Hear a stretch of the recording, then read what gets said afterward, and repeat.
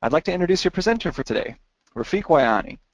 Bringing over 30 years of advanced IT experience to each course and adding his unique perspective and real-world tips, Rafiq has a knack for making complex topics easy to understand. In addition to being an engaging IT and networking instructor, Rafiq has extensive experience as a systems architect, software engineer, database administrator, and project manager. Rafiq holds multiple professional IT certifications, including Microsoft Solutions Developer, Systems Engineer, Application Developer, Database Administrator, Trainer, Master Certified Network Engineer, and CompTIA A+. He also holds several Microsoft certifications, including MCP, MCSE, MCDBA, MCSD, and MCT. With his IT background and impressive list of credentials, Rafiq is uniquely qualified to both teach and author courses on numerous IT topics, including Microsoft, Linux, VMware, Active Directory, Oracle, SQL Server, .NET, and more. To present Kali Linux, the weapon of security professionals, I'd like to go ahead and turn things over to Rafiq at this time. Rafiq? Good morning, everybody. Certainly you're doing very well. I'm very excited to be here. I wanted to discuss many important things with you, and I thought this would be a good platform to do it. I think all of you are probably at least a little bit interested in Kali Linux and really the concept or the idea of digital forensics. I obviously don't have enough time to show you everything because there's simply too much involved. But I am going to show you and talk to you about what it is with Kali Linux that is available to you for the purposes of digital forensics.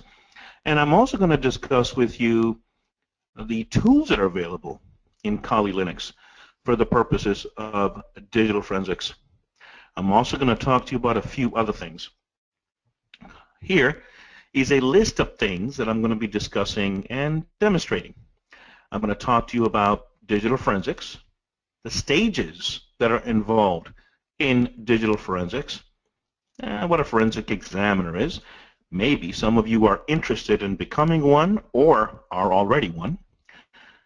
Specifics about Kali Linux, what forensic images are, tools that are available in Kali Linux for the purposes of forensic imaging.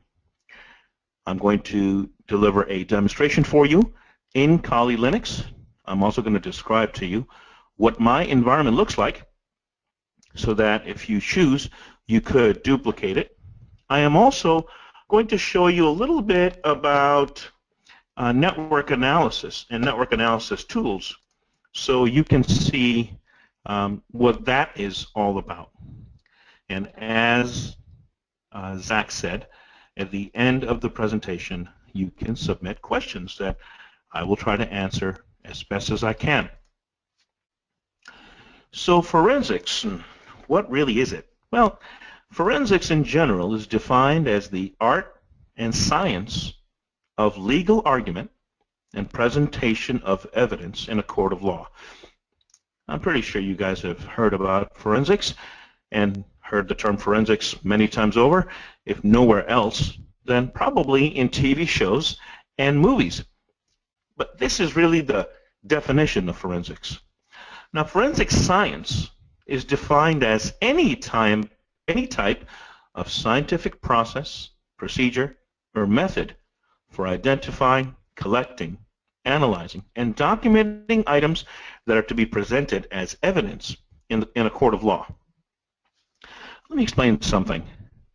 This is rather complex from the perspective of technologies that are out there. As you note, the definition says any type of scientific process. Any type of scientific process, and obviously technology and digital's media and digital forensics is a type of scientific process.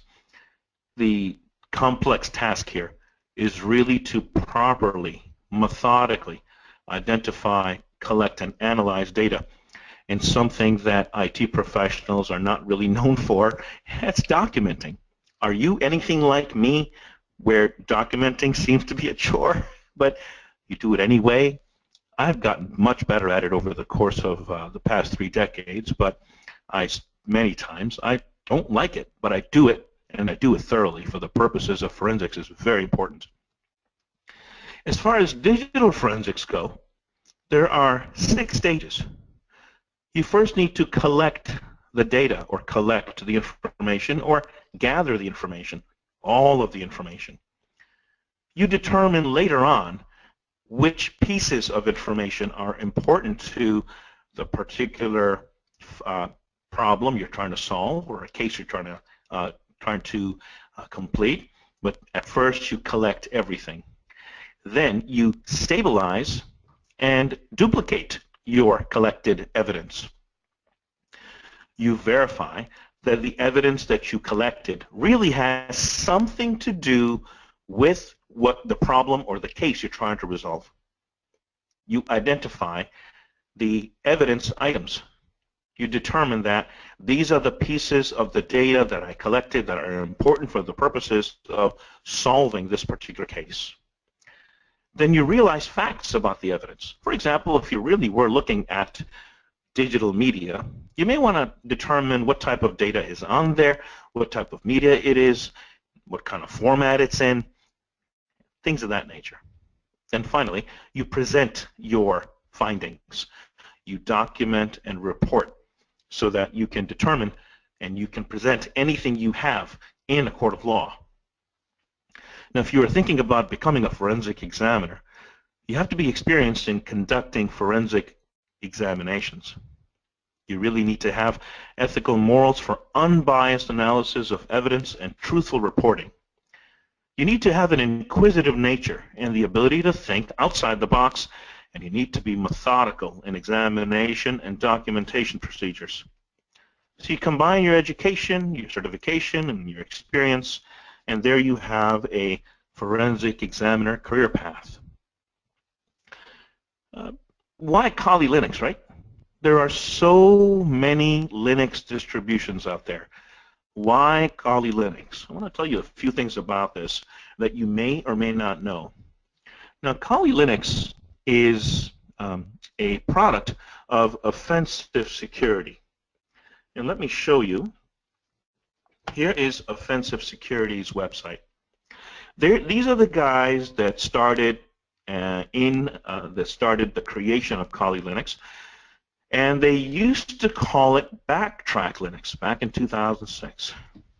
Both Backtrack Linux and Kali Linux are behind-the-scenes Debian Linux distributions. Backtrack Linux was based on Ubuntu, and Ubuntu is based on Debian. And Kali Linux is based on, well, Debian. So why would you say, or why do you think there needed to be another Linux distribution? Well, Kali Linux has all the tools in one place for the purposes of designing, creating, conducting penetration testing, analyzing really everything that has to do with the ethical hacking, digital forensics. Everything is in one place. All the tools are in one place. They're installed and configured. Kali Linux can be installed in many different environments. They can be physical machines, or in my case, it's a virtual machine. It's very possible that in your environment it would be installed in a virtual machine platform as well.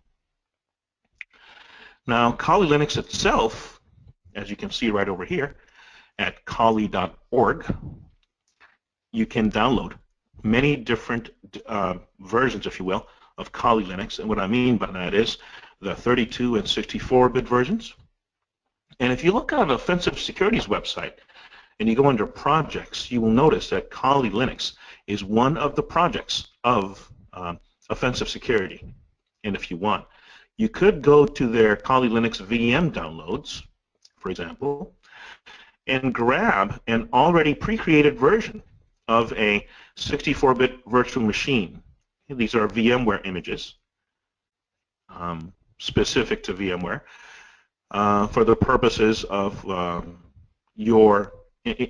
the purposes of you being able to import the image into your VMware environment and my environment is VMware. Here is a pre-built Kali Linux VirtualBox image. VirtualBox is a Oracle product.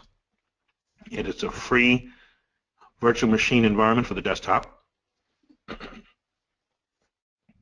And you are able to download Kali Linux pre-built VirtualBox image. If you are going to be using Kali Linux and you are going to be creating your own virtual machine environment, I would strongly recommend downloading a pre-built image of Kali Linux right here from Offensive Security's website. It may be a little bit big, as you can see right over here, but what I like about this a great deal is that there's both a 32-bit and a 64-bit version available. I know you may think that this is a very minute detail, if you will. Let me explain to you what I'm saying about the importance of this. I do still work with machines that are 64-bit operating systems, but the OS or the hardware platform will not allow, for whatever reason, for a 64-bit virtual machine to be installed. For that reason, I like the fact that I can install Oracle VirtualBox, the virtual machine desktop platform or the desktop hypervisor, and I can download the 32-bit version of Kali Linux and simply import the image in without having to worry about installing it. I am going to show you another way that you can run Kali Linux as well without having to do the installation. But I prefer this method. And then there's the VMware version as well. As you can see, the 32-bit, 64-bit versions are here as well. And you notice the VMware versions are a little bit smaller. They're 2 gigs in size.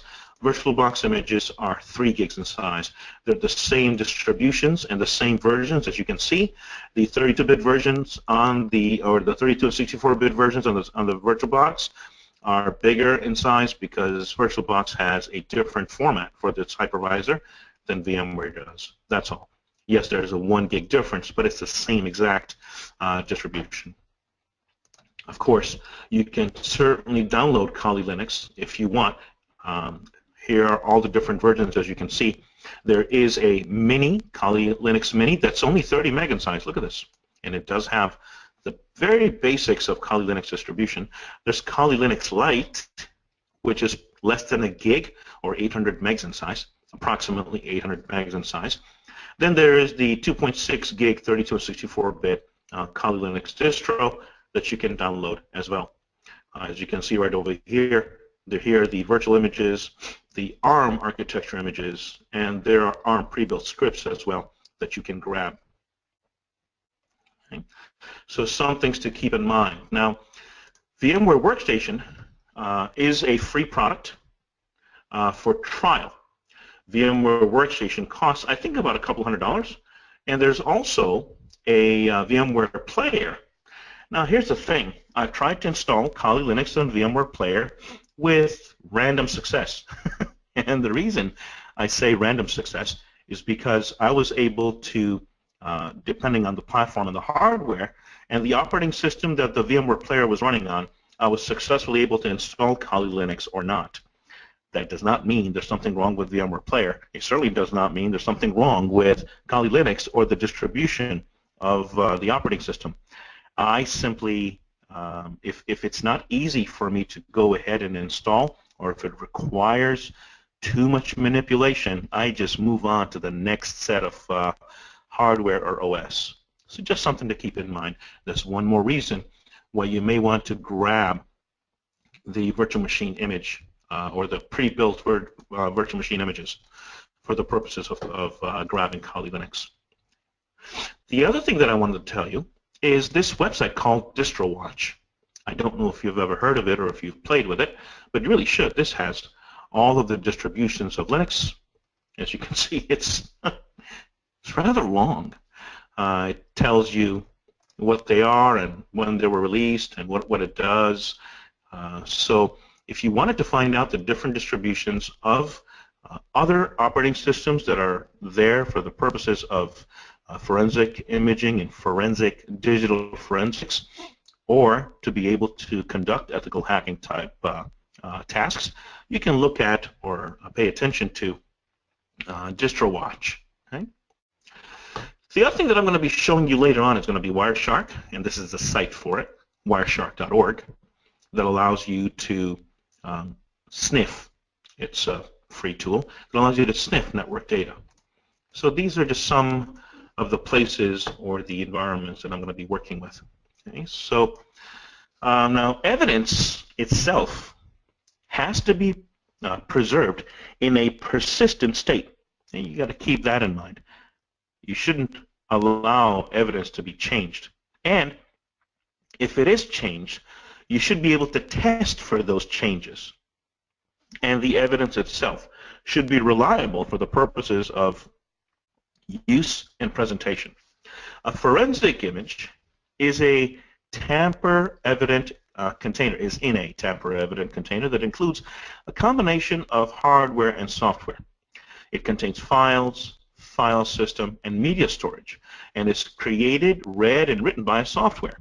Now notice it doesn't say tamper-proof, it says tamper-evident. That means if changes were made to this forensic image, those changes would be testable and identifiable, if you will.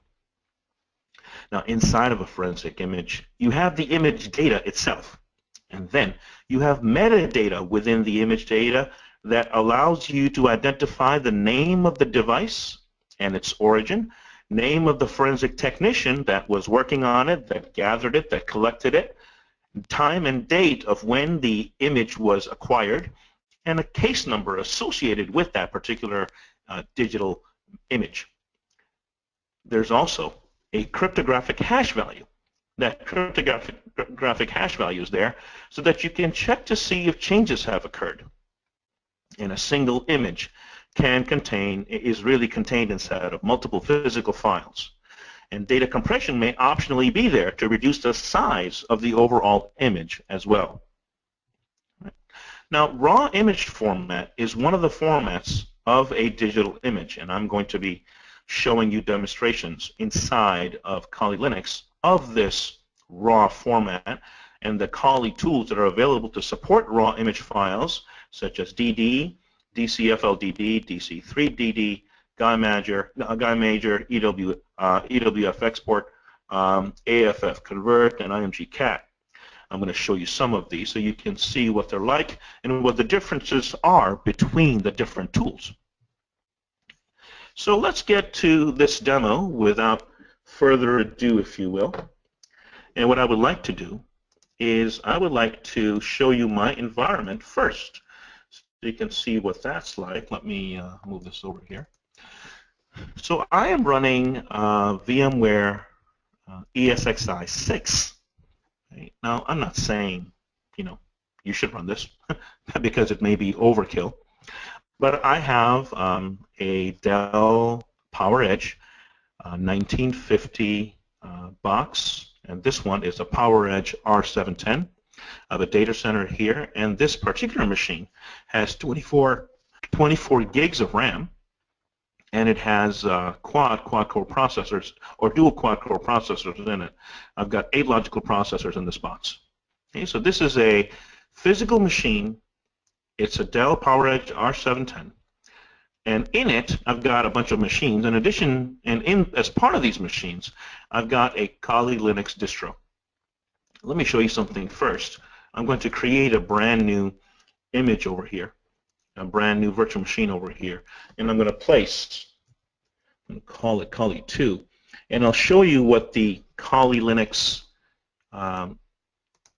distro looks like. I'm going to call it here Debian 64-bit. I'm going to click next. I'm going to make this make it network, point it there, and I'm just setting this thing up. This is VMware, and I don't want to walk through every single element of VMware, but I am selecting my image for the purposes, my ISO image for the purposes of showing you what the Kali Linux installation would look like and what the options you have are. So I'm going to open this up over here. So here you go. Okay, so this is what you start with if you choose to install Kali Linux yourself. Now, the fastest what? The fastest uptime, or the fastest way you can get Kali Linux up and running, is to open up one of the live sessions. Live is really an image of Linux distribution that is already installed. It's pre-created. It will not install on your hard drive or manipulate anything on your hard drive. It will simply run from the ISO image itself. You can connect it to anything you like. You can also install or do graphical installation of Kali Linux onto your hard drive. That basically installs Kali Linux onto your disk drive. When I'm conducting forensics and forensic environments, I install or start up Kali in forensic mode, live Kali in forensic mode. And then I have the ability to install with speech synthesis, and I have some advanced options such as hardware detection tool and memory diagnostics that are available to me. It's part of the Kali Linux distribution. Okay? So what I do is, if you just select, for example, live forensic mode, and here it is starting up, if you will. Starting up. Okay, now this is the same set of messages or screens that you would get if you were installing this on a physical box. So it's really no different. Some things to note: if you are installing this inside of a virtual machine, and the virtual machine platform, for example, VirtualBox or VMware Player or VMware Workstation, and it doesn't seem to be moving. In other words, it seems to be stuck. And this is not stuck right now. This is just running in the background. It'll come up. It's very possible that there's a problem with the virtual environment. So I would say to download the VirtualBox image or the VMware image so that you can simply import the image in and get going with it. Here, as you can see, Kali Linux live forensic workstation is up. Really nice, and it was fast. By the way, to give you another bit of tidbit, my Dell PowerEdge R710 server, the one that this Kali Linux is on, is 7 years old. Okay? And even then, as you saw, it came up pretty fast. So, and it does not have, my Dell PowerEdge R710 server does not have a solid-state disk. So solid-state disk and a newer box with more RAM and more resources, this Kali Linux would have come up even faster. Right? It really wasn't a big deal to bring it up to begin with, but it would have shown up or come up even faster. Now, in Kali Linux, okay, if you look at applications, this is why you download Kali Linux and not do this yourself. It's already broken out into these applications, if you will, for the purposes of ethical hacking and penetration testing. All of these tools are available to you, and one of them, as you can see right over here, is forensics. Right? Already pre-built. Now, I'm not saying that there aren't other distributions out there that are not used for the purposes of digital forensics or ethical hacking, but Kali Linux is definitely the primary one that everyone uses. And I'm also not saying that you cannot put these tools together yourself. It's just why when it's available to you at your fingertips. Okay, so this is what the live distribution of Kali Linux looks like. I want to show you something else. Let me restart this. I'm going to restart this. Reset. So I'm going to restart this virtual machine so it goes back to the installation, and I'm going to select to do a installation of Linux, installation of Kali Linux. Instead of a live startup, I selected to do an install. There you go. So this is the installation screen, and this would attempt to install Kali Linux onto my, in this case, virtual hard disk. I select English, United States, American English, and then, of course, it would continue on and eventually restart. Okay, let me show you something else. If I do reset over here.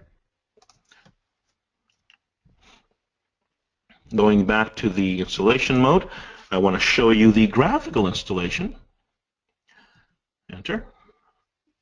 And this will enter, as you might imagine, graphical install instead of a text-based install or plain text install. So it's going to mount. There you go. Here's graphical Linux, and of course, it goes through the same process. And I simply continue and go about it's going to ask me the same set of questions that it did when I was installing in plain text mode. Okay? If you want to get going with it really fast, the way I did, especially if you're sitting, let me reset it, especially if you're sitting in front of a workstation that you want to explore, that you want to take a look at, but you don't want to do any installation, forensic mode is nice and easy, very fast. It takes, like I said, as you can see right over here, this is real time. This is not recorded. So it takes just a couple of minutes here for it to start up its daemons and set up its environment and come up in GUI mode, allowing me to work with it immediately without having to wait for the installation to complete or without having to run any scripts to install it on my machine and so on. Okay, so this is the only piece right over here, and this delay, as you can see, after the text-based services are loaded and the graphical environment is being loaded, is only happening because my server is old. And I don't have a fast processor, nor do I have a solid-state disk. Otherwise, trust me, this is a very fast, very, very fast install / uptime. And once it's connected, you can SSH into it if you like from a different machine. So here you go. Here I'm up. And I'm going to open a terminal session. And let's see over here. Here is the terminal window. Okay, now, here's the thing. If you guys are not familiar with the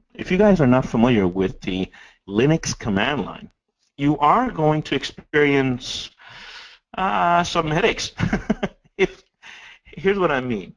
Linux is best worked on with command line. I'm not saying that graphical tools aren't there, but most Linux admins, including myself, work with everything at the command line. And Kali Linux is no exception.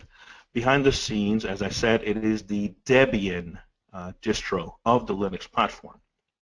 Okay? And as you can see right over here, since I started the live version of Kali, notice that I'm in as a root user in the Kali Linux host. That Kali right there is the name of this host. It already set everything up so that I can simply begin using it. Okay? And I'm already in as root.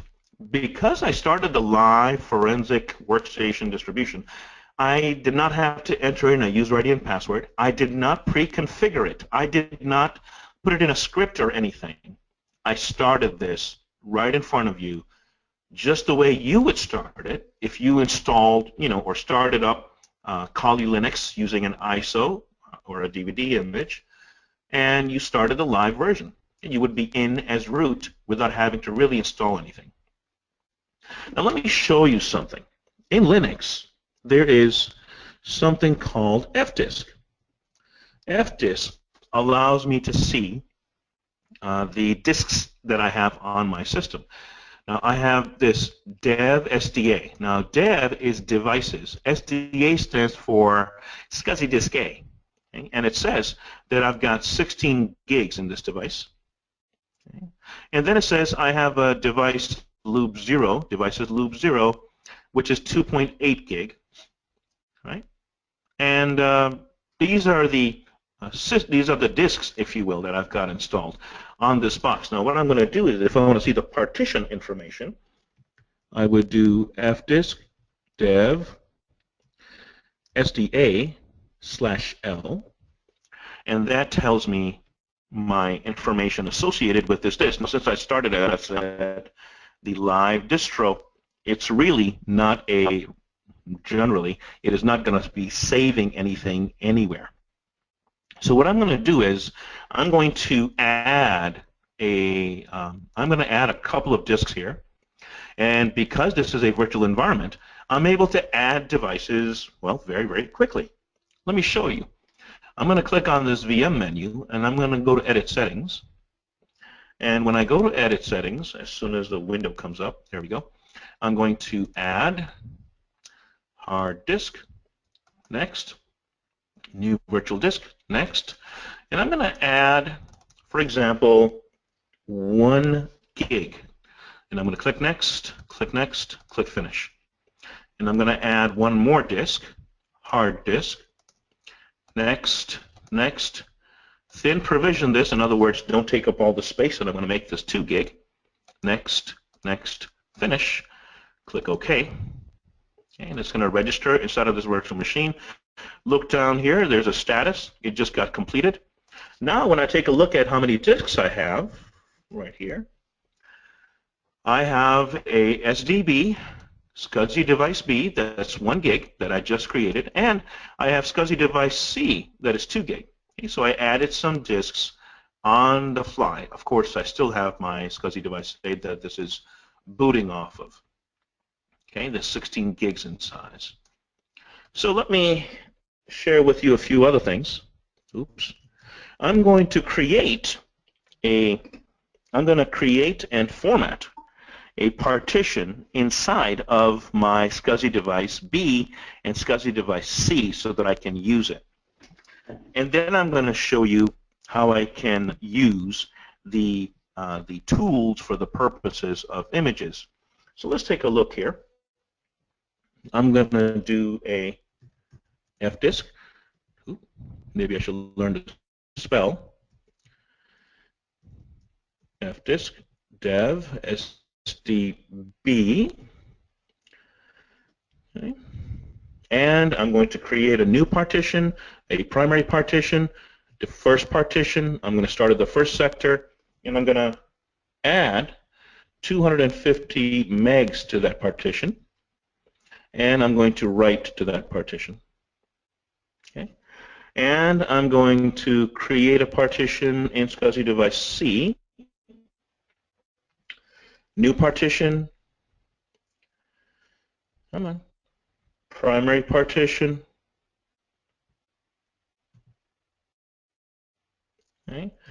First primary partition, 2048, the default first sector, and I'm going to add 250, I'm going to make it 500 meg,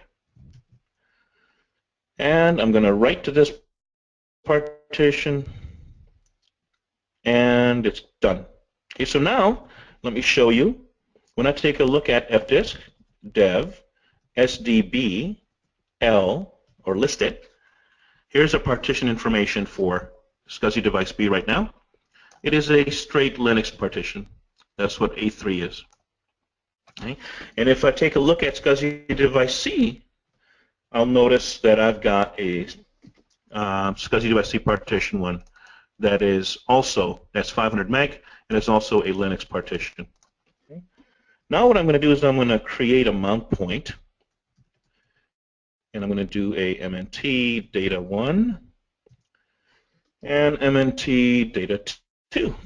And I'm going to do MKFS ext4. I'm going to format this thing, and I'm going to say dev SDB1 to format that.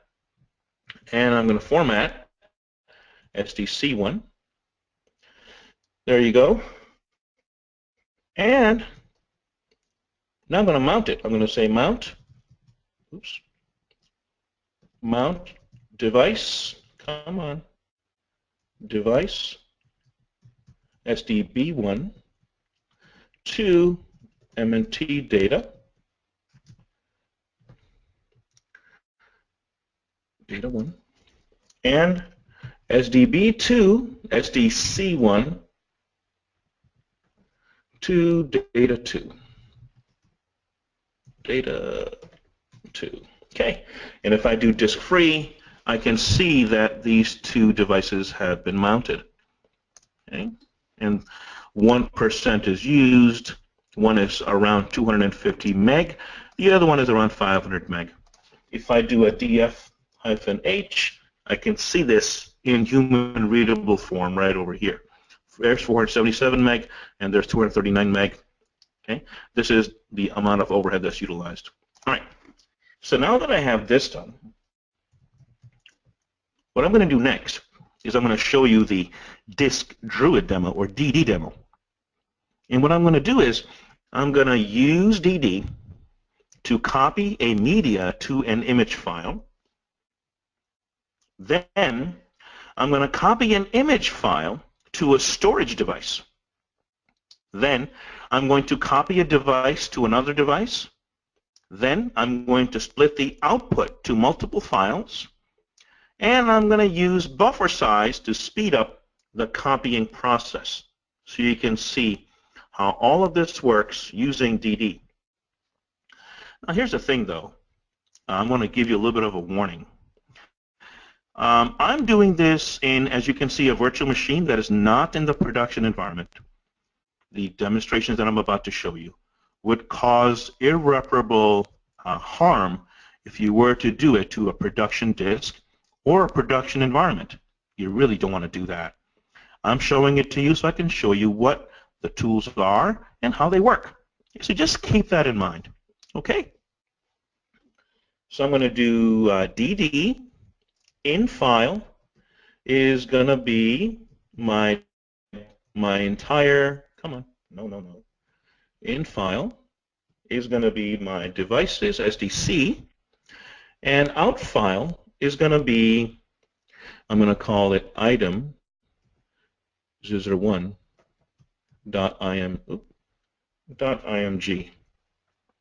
Okay? So it's creating it.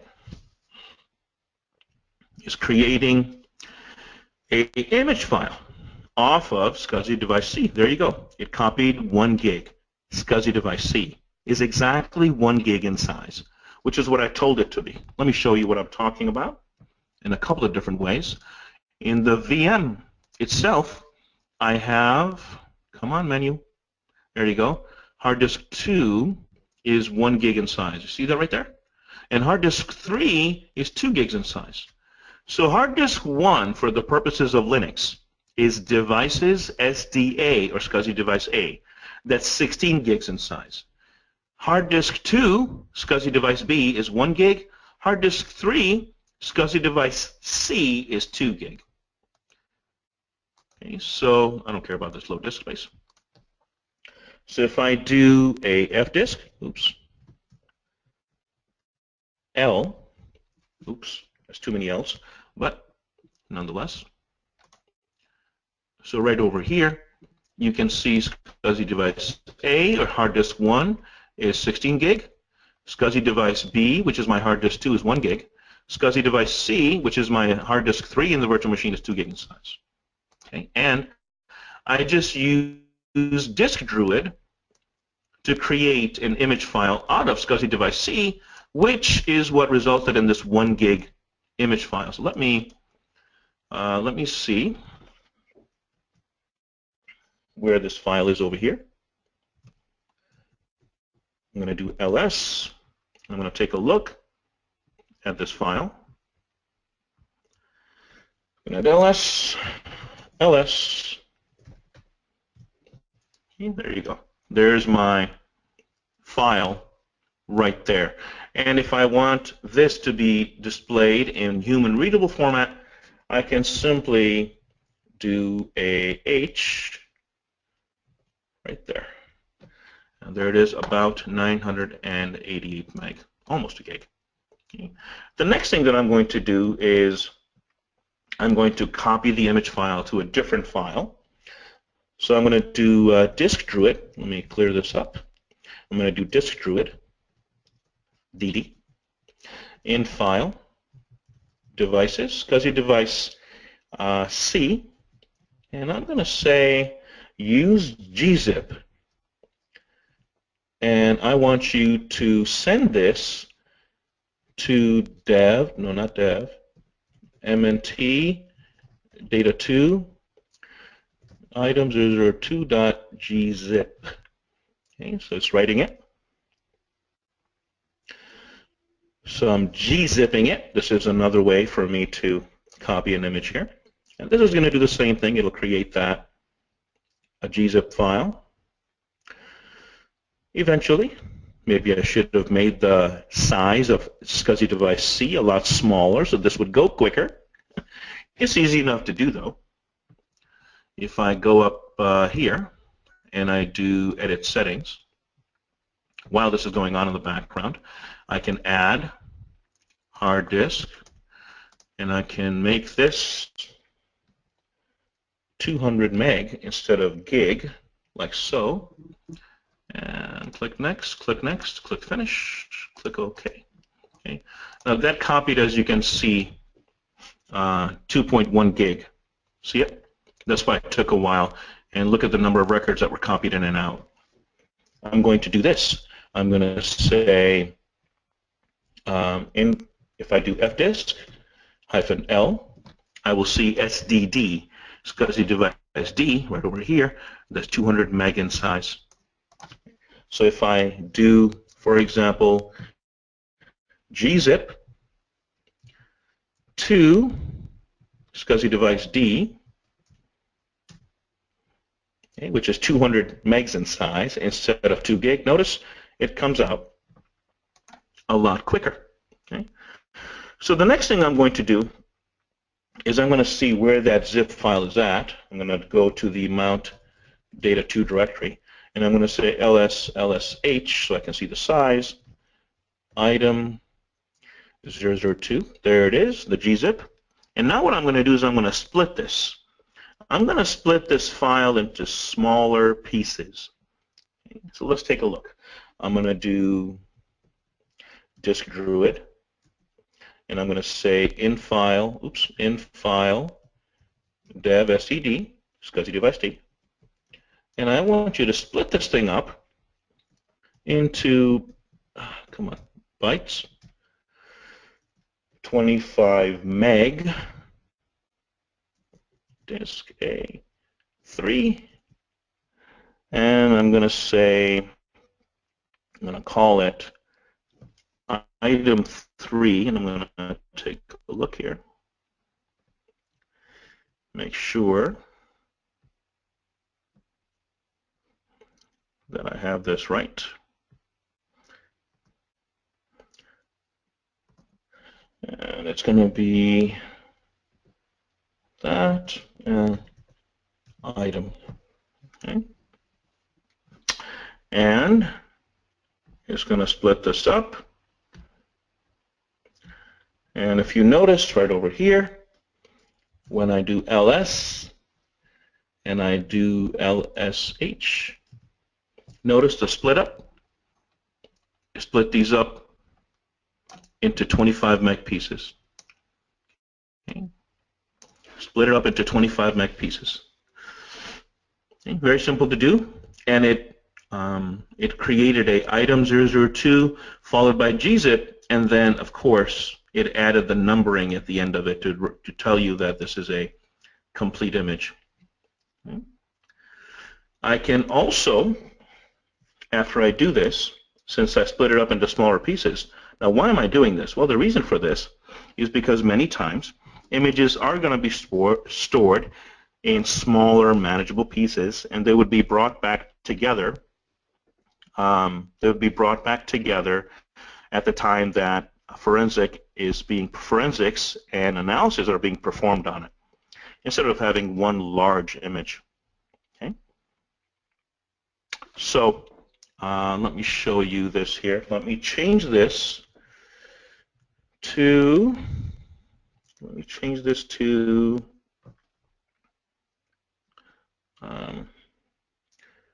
Item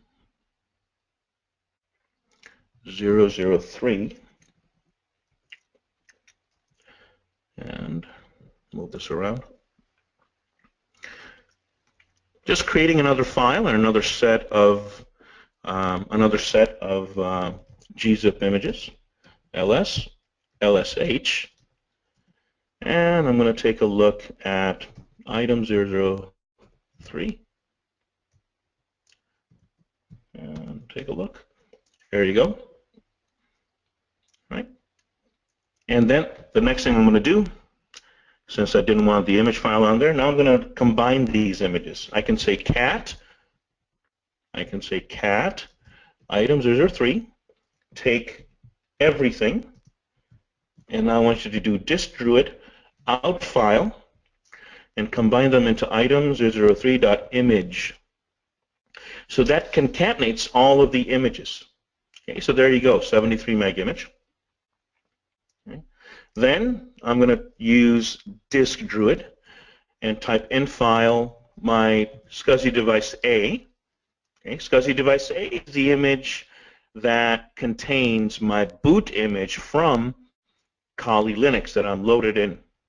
And I'm going to say out file is the master boot record or MBR image. And I'm going to say the MBR image, the byte size is going to be 512 bytes, and only copy the first 512 bytes. That's what count means. Okay. And it's saying there's no, oh, okay. Let's change that around. Data 1. Okay, there you go. So I've got a master boot record image right there. And then I'm going to show you something that I think you're going to find rather interesting about this basic master boot record. I'm going to use a utility called hexdump. Hexdump, maybe I don't know, I should spell right, huh? Hexdump MBR image. And look, as you can see, it is showing me that it's all blank. Okay, the first 512 bytes are blank. Okay. Okay, let's see. Let's take a look at the file utility of my MBR image. Okay, it says that it's data. Right.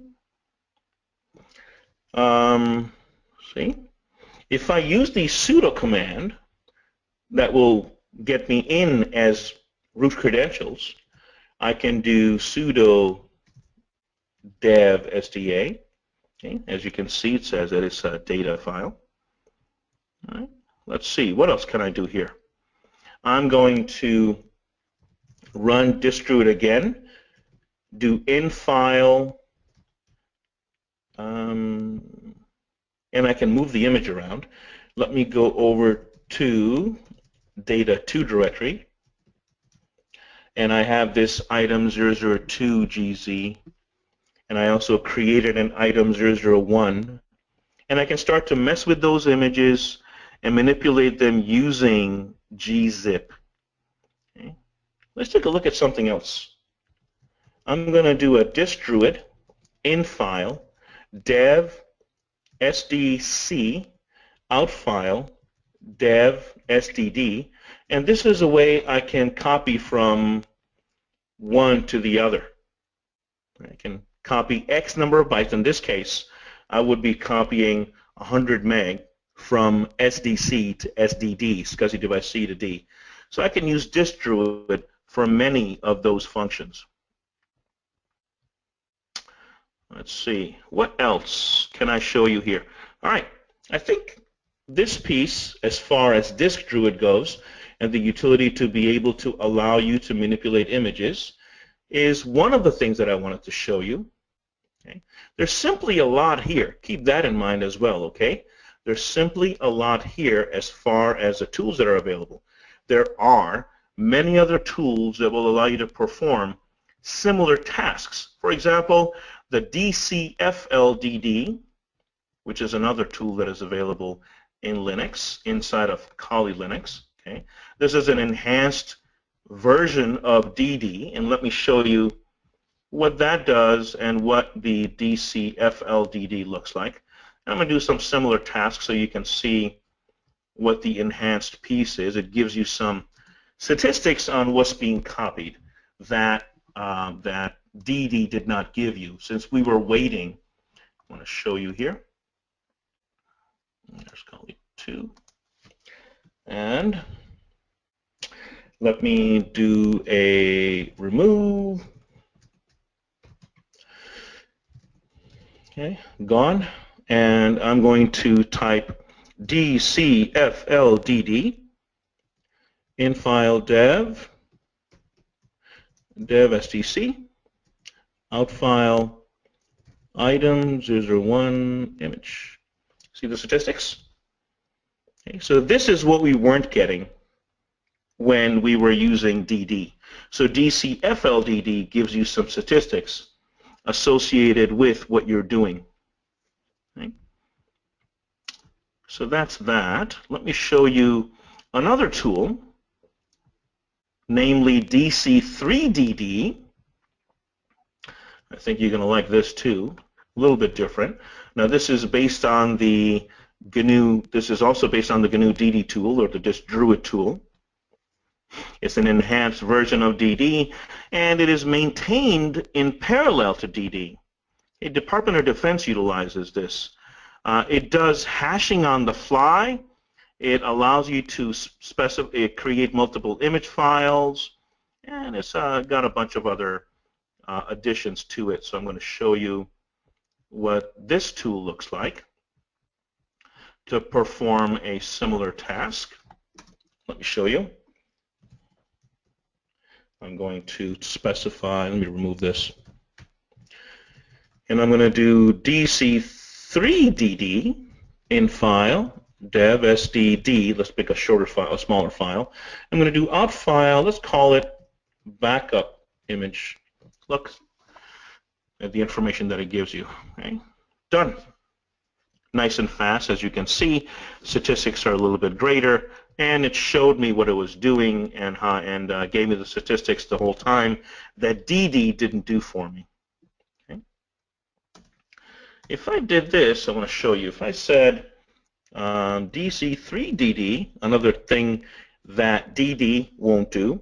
If I do in file devices SCSI device D out file backup 2.image and out file work copy, this is multiple files .image, log backup.txt. Look. And now watch what it does. It didn't get that because it probably ran out of space. If I go over to, it gave me statistics on what it did. If I do a cat on backup.txt, it shows me what happened, the log that everything took place, and then notice it says no space left on the device. Right? So that is the DC3DD tool. Okay? It even creates a log. So let's create, or let's have space in here. Let's make some room. I'm going to remove backup.image. Okay, I'm going to remove backup2.image. I'm going to remove backup.txt, and I'm going to remove workcopy.image. And I'm going to go back up to this tool, and let's get it done. There you go. It's copying. Shouldn't run out of room now. Should be 200 meg. There you go. Everything's done. And if I do a cat on backup.txt, I see the exact messages that I got when I was working with it. So it logged everything that happened. And so that is those are the three tools that I wanted to show you, at least in brief. And one more thing that I want to do is to share with you Wireshark. And I'm not really sure if you guys have used Wireshark, but if you haven't, you really should, because I think you're missing out. Okay. So here, this is the Kali Linux. And let me grab, this is the Windows 7 machine that I have running with Wireshark installed. Wireshark is a network sniffer. There are, if you haven't used Wireshark, I would strongly recommend that you at least grab it and try to use it and learn how to use it, because it is also the primary tool for the purposes of conducting network sniffing among security professionals and network admins alike. Okay, here I've been recording this, or I have had a running transaction for quite some time. So it is showing what it has captured so far. Okay, let me show you what happens. Let me stop this capture. And if I exit out of Wireshark, I'm going to say quit without saving. and I'm going to click on the Start menu, and I'm going to run Wireshark. And it will recognize multiple interfaces. So if you have multiple network interfaces and you want to capture on one particular image or one particular connection, I've got a local area connection. You see this little itty-bitty little graph that you can barely tell is a graph? That tells you that there is data coming inside of that particular connection. Let me put together a connection inside of this virtual machine that will have no data coming on it, so you can see what the differences are. I'm going to add a Ethernet adapter, and I'm going to make it on my internal network, the one that goes nowhere, and I'm going to click OK. And now, if I open up, come on. Okay. If I open up the network connection, open Network and Sharing Center, and if I go to adapter settings, change adapter settings, here's my internal adapter. No, this is my internal adapter. And this is my external adapter, the one that's connected somewhere. Let me open up Wireshark so you can see what the difference is. Okay. Here's Wireshark. I'll let it start. Okay, now look, this is the internal connection. Okay, now you can see the local area connection and the internal connection data going through it. Let me go over to adapter settings, internal connection, go over to properties, go over to IPv4, and change the addressing scheme. There you go, done, done. No IP addresses on it anymore. Okay. It's just going to grab a 169.254 address. So this will list you all of the interfaces that you have and all the data going through it. And it will also ask you which one you want to begin capture on. Okay. So here it is. It's giving you this image, and it's beginning to do a capture. It began a capture simply by me double-clicking on the image. Okay. Stop that. Start it. Continue without saving. And capture. I can specify filters. It is a really awesome tool. Okay, so if you haven't really used Wireshark, start to use it. You will really enjoy it. All right? So here we discussed digital forensics in general. I told you about the stages of digital forensics and what a forensic examiner is. Showed you Kali Linux. I also created and demonstrated a raw image using Kali Linux. I showed you a bit of VMware and my virtual machine environment. I showed you around Kali Linux as it's associated with installation and deployment, very quick one. And I walked through some of the DD tools with you. And I just very quickly showed you Wireshark. I really hope you've enjoyed this and that you learned something from it. And really hope to see you here another time. I'm going to hand the floor over here to Zach. Thank you so much, Rafiq. This time, Rafiq will be taking questions from you. Please type in any questions that you have in the question area of the webinar screen if you haven't already, and Rafiq will answer as many questions as our 15-minute Q&A session permits. Any questions that we cannot get to can still be emailed to webinars@learnnowonline.com after the event. And before we get to the Q&A, I'd like to invite you to attend our next webinar, Why Developers Are Choosing Linux, with Chris Pinnock. This webinar will take place on Wednesday, March 2nd at 11 a.m. Central Time, and you're welcome to register at any time for that event or view archival footage of past events at www.learnnowonline.com/webinars. And now to your questions.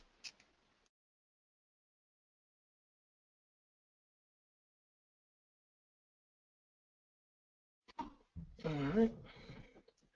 Let's see here. Thank you very much. Thank you so much. I'm really glad you enjoyed it. Let's see. Kali Linux you can get, as I said, online, and you can have the live image of it online as well. If there was a problem on a machine that someone caused, and you want to run Kali Linux on that box without hurting the machine, if you will, you can run live version of Kali Linux on that box without hurting the box and begin analysis on it if you want.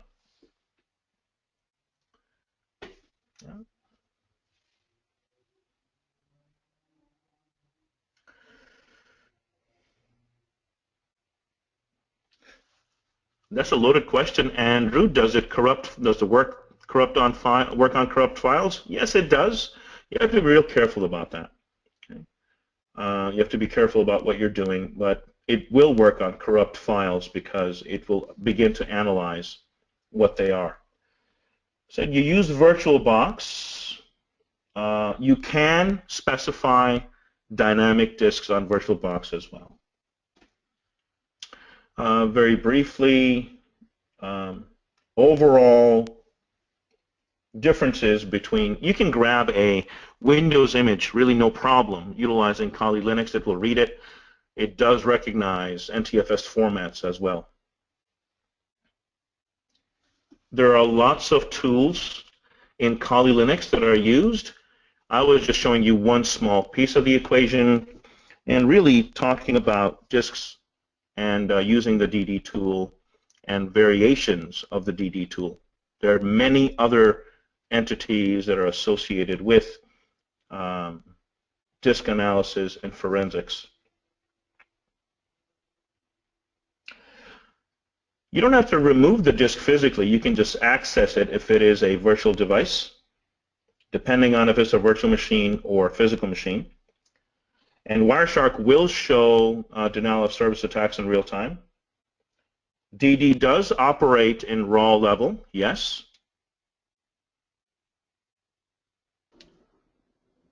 Is there Kali for Android?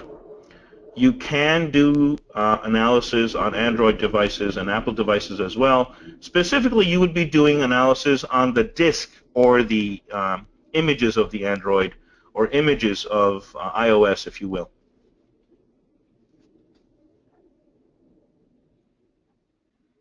And doing analysis on mobile and mobile environments is a little bit different than conducting analysis on physical environments or virtual environments that are not mobile in nature.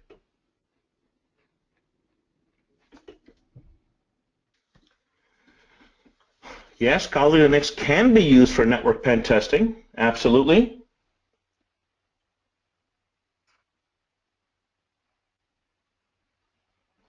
BS stands for byte size. Okay, BS stands for byte size. Count stands for the number of counts you want for that byte size. So byte size of 512, count equals 1. You want one 512 byte, the first 512 bytes. That's what that means.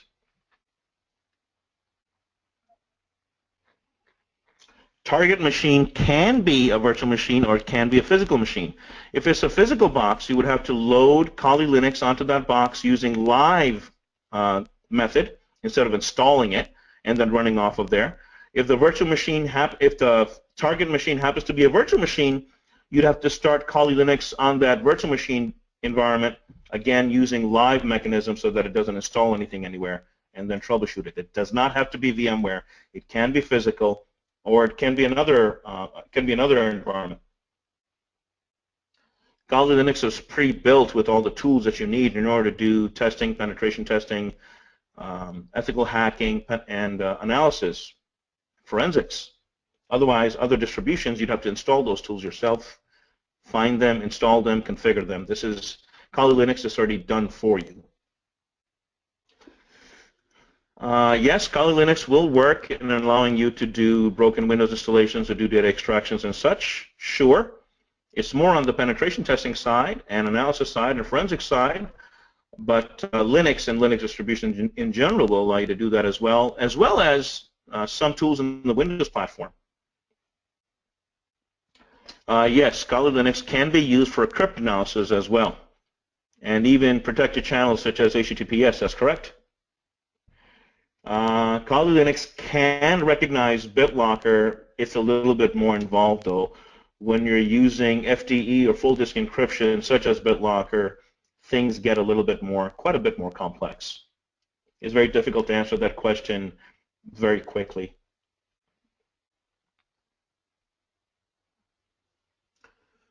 There are many resources that will allow you to learn Linux out there.